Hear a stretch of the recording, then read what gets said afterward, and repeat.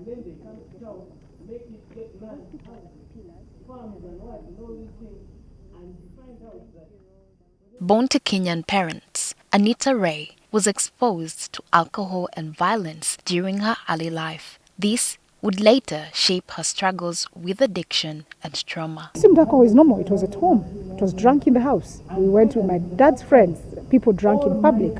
When I grew up, I got married to someone who was drinking. In their household, alcohol was normalized, and so Annitah began drinking at just the age of 5. Like I had so much anxiety. I just wanted to be high. Being high always wanted me to die. Like it was such a bad concoction of so many problems. As she grew older, Annitah turned to substance abuse to cope with pain and chaos in her life. I started smoking cigarettes when I was in Form 2. That is 2004. I started selling weed in school when I was in Form 1. By the time she started studying in secondary school, Annitah was smoking and selling weed in a desperate search for validation in the only ways she knew how. Annitah's home life was fraught with violence, and she only felt listened to when she was part of the chaos.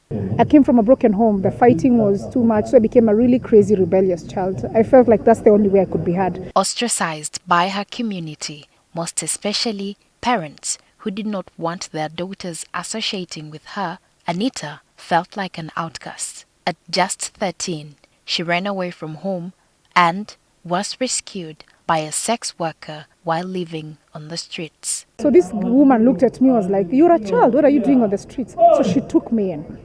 Her taking me in was good and bad. It exposed me to a lot of drugs, a lot of dangers.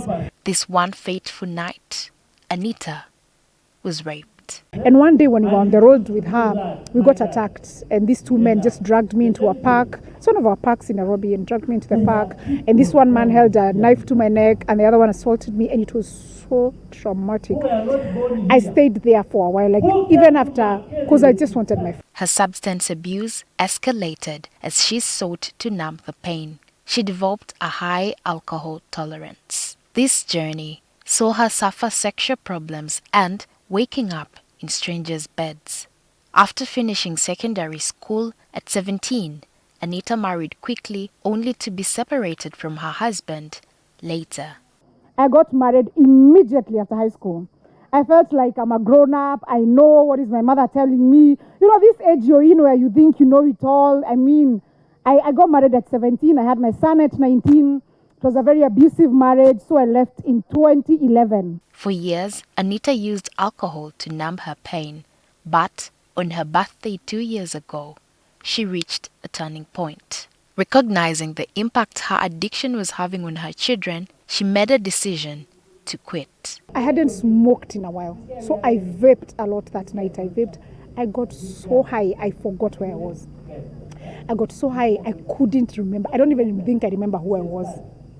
And I realized we are alone. We were 3 ladies. And you know, some strange men kept coming to the table. I started getting very scared. And I think at that moment, I felt like we were going to get assaulted. Like I got extremely scared.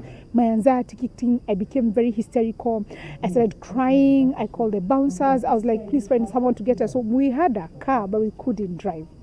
So it was like 3 a.m. in the morning. It was the pain of having to call someone who was really far to drive down and come and get us, and we paid a bouncer to sit with us because we were 2 years into her recovery, Annitah faces a challenge of confronting her trauma head on.